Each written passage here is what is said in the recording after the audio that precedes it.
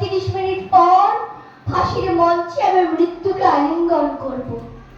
হঠাৎ কারাগার কর্তৃপক্ষ জানালো এই কথা, যদিও আদেশ ছিল পরের দিন অর্থাৎ ২৪শে মার্চ মৃত্যুদণ্ড। কিন্তু এই মৃত্যুদণ্ডে দেশবাসীর গর্জনে ভীত হয়েই হয়তো ব্রিটিশ শাসকরা ফাঁসির কাজ ছেড়ে ফেলতে চায় সন্তানপুরে। কারাগারে বসে তখন লিলিনের বই পড়ছিলাম। দুচোখে ছিল দেশকে স্বাধীন করার অনেক স্বপ্ন।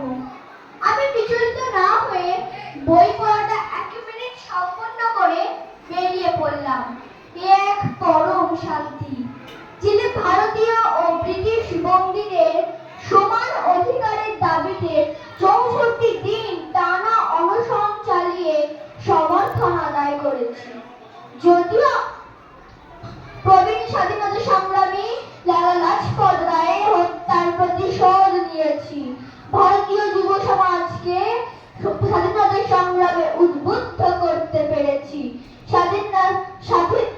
ভারতীয় সমাজতন্ত্রের উত্থানের ভিত কিছুটা হলেও জাগিয়ে তুলতে পেরেছি। পাশে ছিল সুখদেব ও রাজগুরু। আজ তাদের নিয়েই মুক্তি সংগ্রামের পথে হাসতে হাসতে ফাঁসির মঞ্চ থেকে বিদায় নেব। একজন দেশপ্রেমিকের কাছে মৃত্যুটা পায়ের ভৃত্য, তাই লাহোর মামলার শেষ লগ্নে মৃত্যুদণ্ডকে পিছিয়ে দেওয়ার জন্য বাবার কাতর আর্তি আমি ফিরিয়ে দিয়েছি।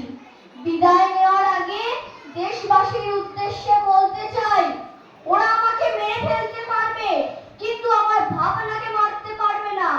ওরা আমার শরীরটাকে তুমড়ে মুছড়ে দিতে পারবে, কিন্তু আমার আত্মাকে শেষ করতে পারবে না।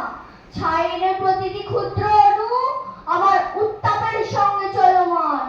আমার এমনই উন্মাদনা যে কারাগারে বসেও আমি স্বাধীন।